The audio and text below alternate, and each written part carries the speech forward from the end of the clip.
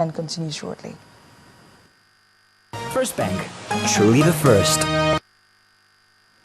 Still ahead on the news at 10, Nigeria stays 5th in the latest FIFA ranking. That's on Sports News. Please stay with us.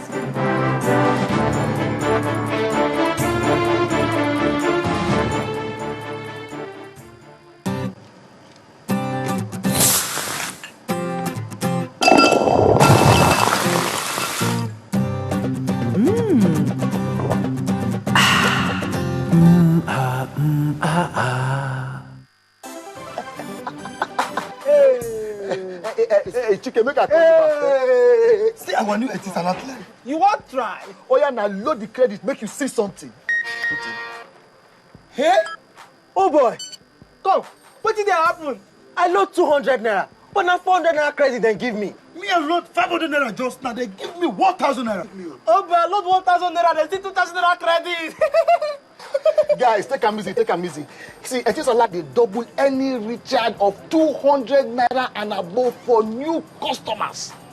And their Wolf credit will last you reach 7 days. So if I recharge 10 times in a day, they go knock you double 10 times. Buy your own Etisalat SIM today. Begin recharge. Make yourself start today. Enjoy this double a Wolf to call all network. Etisalat, now you're talking.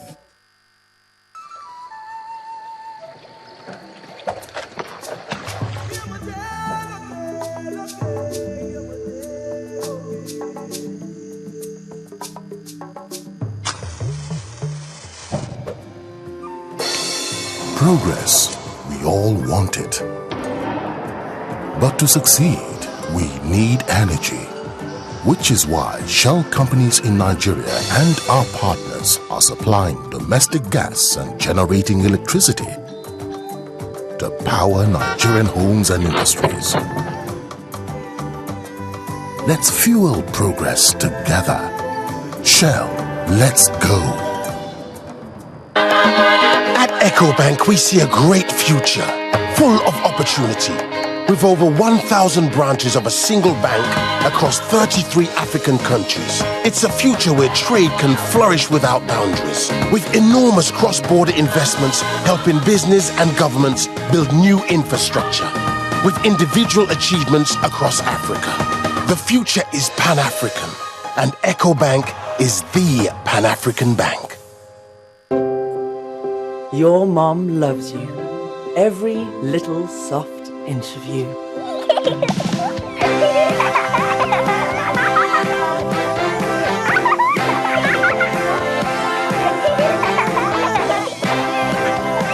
Tetmosol Baby Soft, keeping every inch perfect. Just like you. A Tetmosol baby is a happy baby. At this special time, there is no greater virtue than sharing the nourishment of Peak in special Ramadan packs. Ramadan Kareem from Peak.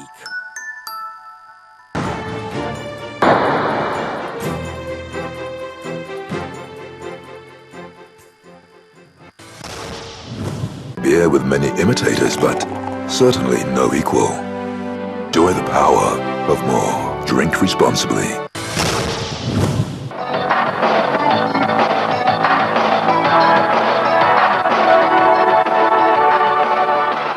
Let's take a look at some sports news now. Here's Charles Zeruka. Charles? Thanks, Ijoma. We ain't going forward, we're not going backwards. Nigeria's Super Eagles retained their positions in the latest rankings released by the World Football Governing Body, FIFA. The African champions are still 5th on the continent and 35th in the world, neither losing nor gaining any points. Côte d'Ivoire is still Africa's #1, a position the Elephants have held for nearly 2 years. Ghana's Black Stars are 2nd in Africa and 24th in the world. Mali are 3rd, closely followed by Algeria, who are in 4th spot. Cape Verde, Burkina Faso, Cameroon, Tunisia and Zambia complete the top 10 best-playing countries in Africa.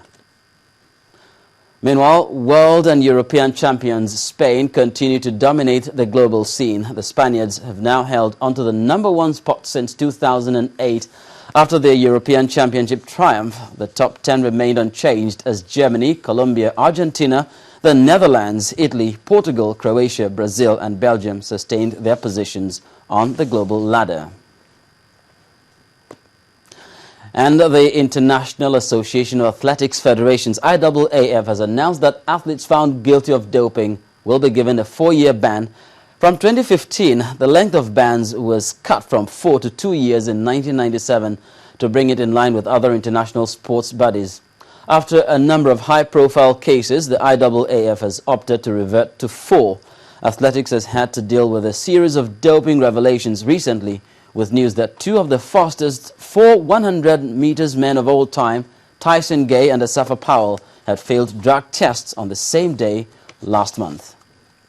The forefront of leading the anti-doping campaign, trying to improve the testing, trying to improve the scope of the testing, and not shying away from releasing positives as they come up. There's never any question of things being swept under the carpet or hidden, or of anybody being protected in athletics.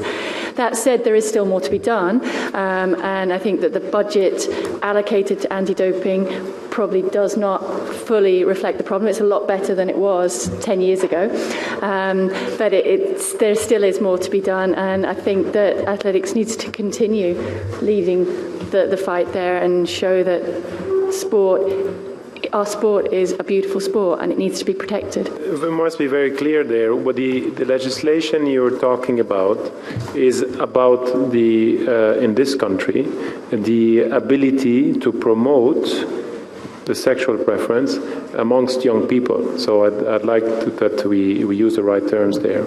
What we have stated, and we stand strong there, is that the ability to participate in the World Championships has to be untouched, and it is something which is not compromised with. And such is the case here in Moscow. Staying with athletics, former 200 meters world champion Frankie Frederick says sprint king Usain Bolt has not yet reached his peak and can lower his world records in the 100 and 200 meters. The peerless Jamaican set his world marks of 9.58 seconds and 19.19 seconds at the Berlin World Championships in 2009, with his best since then, the 9.63 and 19.32 he clocked in London's Olympic Stadium at last year's Games.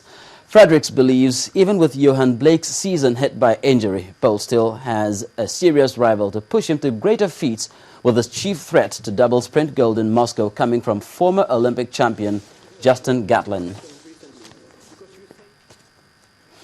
And the International Cricket Council has denied that it's investigating players in the Ashes series over alleged attempts by some batsmen to use silicone tape on the edge of their bats to confuse hotspot technology.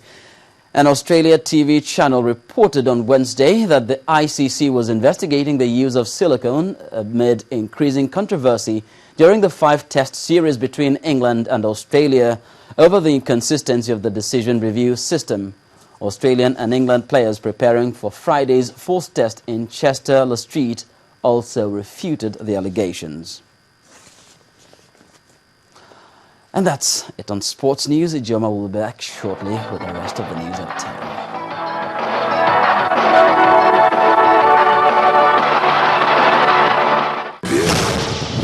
10. Beer with many imitators, but certainly no equal. Enjoy the power of more. Drink responsibly. Over now to the foreign scene, where a funeral holding at a mosque in Pakistan today turned deadly when a suicide bomber struck the procession. Our correspondent Temi Tokwe Fagwimi tells us more. It's double tragedy in Pakistan, where a suicide bomber has struck at a funeral for a policeman, killing at least 28 people, including a senior police officer. Police say that the blast in Quetta, which no group has claimed responsibility for, also wounded at least 60 people. Meanwhile, 6 alleged Al-Qaeda militants have been killed in the latest presumed U.S. drone strike in Yemen. The attack in Marib province was the 6th in the last 2 weeks.